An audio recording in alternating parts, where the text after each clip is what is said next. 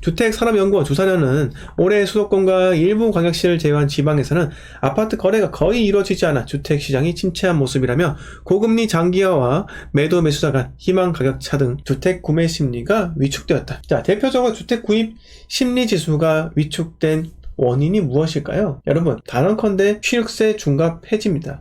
취득세 중과 때문에 그런 거예요. 자, 취득세 중과가 있으면요, 저처럼 투자를 하고 싶어 하는 사람은요, 자금이 있어도, 여러분도 마찬가지입니다. 투자를 하고 싶지만 주주생한테 배워서 인사이트를 넓히고 철학이 생겼다.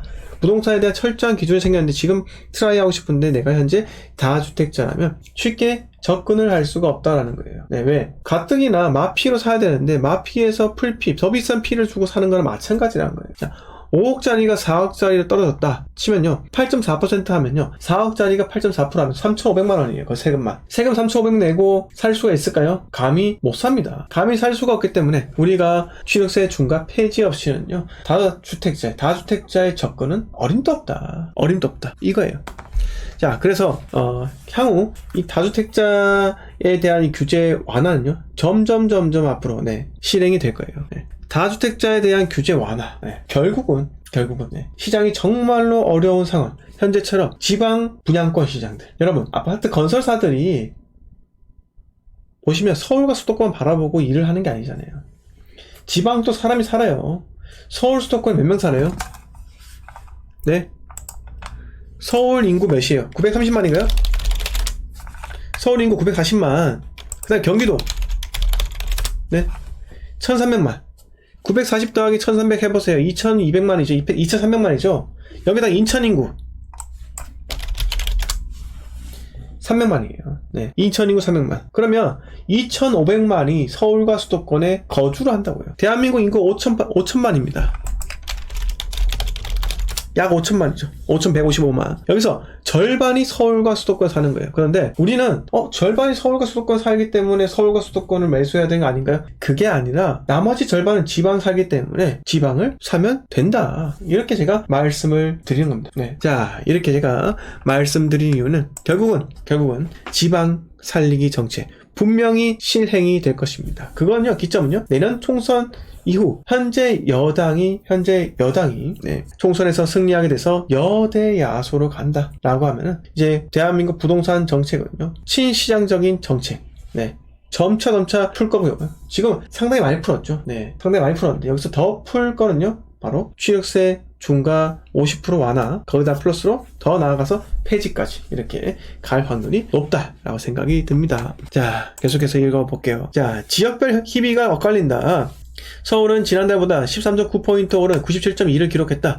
인천은 6.7포인트 하락한 74.0을 찍게 됐다. 대구는 16.9포인트 급락한 70.0을 기록했고, 대구는 10월 95.2를 기록한 뒤 지난달 86.9와 이달 70.0 연속으로 입주 전망 지수가 크게 내렸다고 합니다. 서울은 입주난이 덜하지만 지방으로 갈수록 부동산 경기 침체에 따라 입주 자금 마련이 어려운 것으로 풀이된다. 자, 지금 이렇게 뉴스가 나온 건요, 결국은 지방부터 살릴 확률이 높다. 서울 수도권은 이번에 특례 보금자리 대출 일반형이 실행이 되면서 서울에 엄청나게 또 많은 유동성이 또 공급된 거예요. 그래서 정부가 정말 깜짝 놀랐습니다. 아니, 서울이 이 정도로 빠르게 올라간다고? 이 정도 빠르게? 그러면 다음의 정책은요, 서울과 수도권을 배제한 규제 완화가 진행되지 않을까, 이렇게 생각이 들기도 합니다. 자, 조사련은 내년 아파트 시장에서 복합적인 문제가 발생할 수 있다고 경고했다. 주택산업연구원 관계자는 내년 아파트 입주 물량은 올해보다 더 줄어들어 수도권과 광역시는 공급 부족에 따른 전세값 상승이 우려된다며, 지방은 과잉 공급에 따른 미분양 증가와 수요 감소로 매매 시장 활력이 떨어질 것이라고 지적을 했다라고 합니다. 자, 그런데 여러분, 제가 한 번 더 말씀드릴게요. 지금 수도권 부동산, 서울과 수도권 부동산 있죠? 전세가가 이렇게 올라갈 거래요. 자, 여러분, 전세가가 이렇게까지 올라간다고 하는 배경은 뭐가 있습니까? 제이슬리님 반갑습니다. 김영웅님, 장재훈이 유튜브 도배하네? 왜요? 자, 여러분, 전세가가 상승하는 이유가 뭐예요, 앞으로? 수많은 분들이, 전문가들이 앞으로 서울과 수도권 전세가가 상승을 할 겁니다 라고 하는 이유가 뭐예요? 이유가 뭘까요? 매우 간단하죠. 서울과 수도권 전세가 상승할 것이다 라고 하는 이유는요, 바로 입주 물량 자체가 공급이 줄어든다. 이 논리예요. 근데 이 논리는요, 수요의 상대성에 대해서는 전혀 고려하지 않은 거예요. 자, 입주 물량은 감소하지만은 제 생각이래요. 지금 이 시기 고금리 시기. 자, 과거에 전세가 폭등한 이유가 뭡니까? 저금리이기 때문에 그래요. 전세자금 대출을 무한정 받을 수 있으니까, 무한정 아니겠지만 받고 싶은 만큼 받을 수 있으니까 결국 시장에 그만큼 더 유동성이. 투자자 입장에서는요, 전세금이 높았으면 좋겠습니까? 낮았으면 좋겠습니까? 당연히 전세가가 높았으면 좋겠죠. 왜? 전세가 높아야지 레버리지, 레버리지를 충분히 활용해서 투자를 할 수가 있으니까요. 그리고 내가 투자한 만큼 더 회수를 할 수가 있으니까요. 근데 지금은요, 그때와 다르게 금리 자체가 고금리라는 거예요. 고금리이기 때문에 전세에 대한 수요가 지금 왔다리 갔다리 한다 이거예요. 왔다 갔다 한다. 전세 수요가 왔다 갔다 한다는 건요, 전세가가 조금 높아지면 어떤 일이 발생해요? 여러분, 전세가가 조금 더 높아지면 어떤 일이 발생해요? 네? 어떤 일이 발생해요? 매우 간단한데? 네?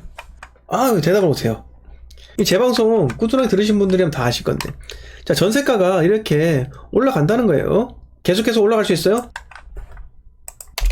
네? 자, 전세가가 꾸준히 올라갔어요. 여기까지 올라갔어요. 더 치고 나갈 수가 있을까요? 아니죠. 못 치고 나갑니다. 왜요? 자, 이런 임계점 있죠. 임계점에 도달하면요, 어떤 일이 발생하는지 아세요? 월세 수요가 증가한다고요. 월세 수요가. 예? 이해되십니까?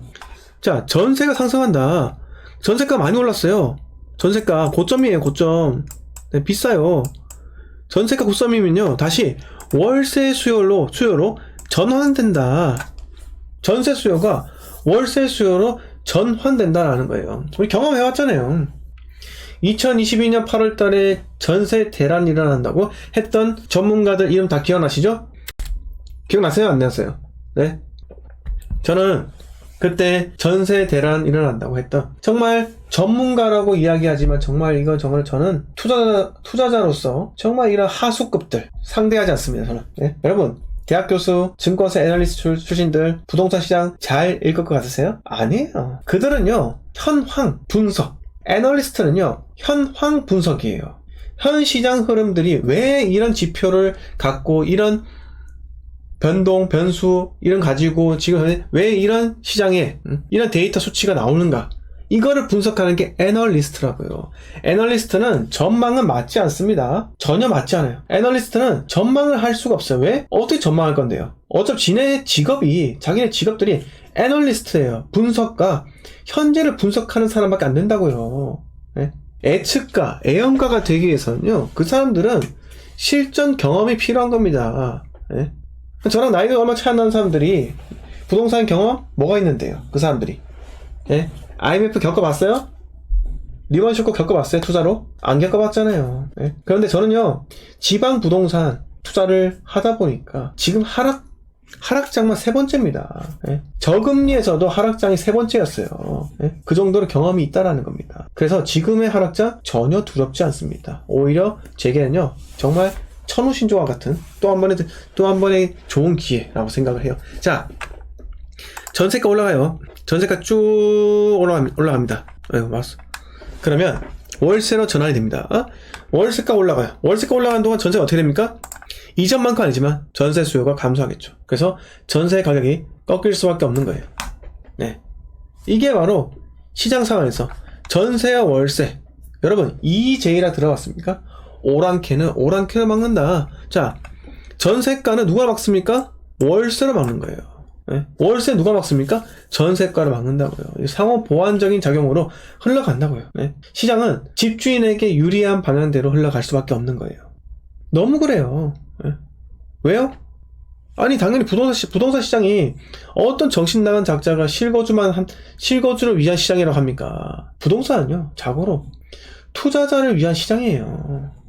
집값이 안 오르잖아요. 건설사가 아파트 공급해요? 절대 공급하지 않습니다. 네? 자, 집값이 그대로 있잖아요. 어떤 사람이 집을 삽니까? 안 사요. 집 사는 이유는요, 집값이 오르기 때문에 사는 거라고요. 이해가 되십니까? 집을 사는 본질적 이유가 뭡니까? 오랜만에 질문 드립니다. 네, 집 사는 본질적인 이유 뭐예요? 사람들이 집을 사는 본질적인 이유는요, 집값이 오르고 있기 때문에 그렇습니다. 자, 집을 파는 본질적인 이유는 뭐예요? 집을 파는 본질적인 이유. 사람들이 집을 팔아야겠다라고 생각하는 본질적인 이유, 배경은요, 집값이 떨어지고 있기 때문인 거예요. 집값이 안 떨어져 보세요. 사람들 집 팝니까? 집 절대 안 팔죠. 집값 계속 올라가 보세요. 집값 계속, 네? 들고 있습니다. 집값이 올라가면은. 절대 안 팔죠. 자, 그래서 일본에 잃어버린 20년인가 30년인가 왔을 때 있잖아요. 네? 자, 플라자 합의 이후로 일본에 어마무시한 집값 하락이 왔다고요. 그 사람들이 집값이 계속 올라가고 있으니까 붙잡고 있는 거예요. 네. 자, 부동산은 차익 실현을 하는 겁니다. 부동산 영원히 홀딩하고 있는 게 아니에요. 이전에 2015년도에 서울에 있는 아파트를 잡아서 꾸준하게 5년 보유하고 있으니까 5, 6억, 7, 8억 차익 이렇게 본 사람들도 있는 거예요. 그 사람들이 뭐 잘해서 돈 벌었습니까? 아니란 거예요. 그 사람들이 잘했던 건요, 유일하게 잘했던 거는 2015년에 집을 샀다는 거예요. 이거 이해되시죠? 2015년도에 집을 샀다라는 것밖에 없습니다. 자, 그래서 제가 말씀드린 요지는 전세가가 상승하면 결국은 비싸진 전세가 때문에 월세 수요로 전환되게 되고, 월세가 다 상승한다. 월세가 상승해서 어느 정도 돌파를 하면은, 네, 월세가 다시 수요가 몰리지 않고 전세 수요가 다시 증가할 수밖에 없다. 이거예요.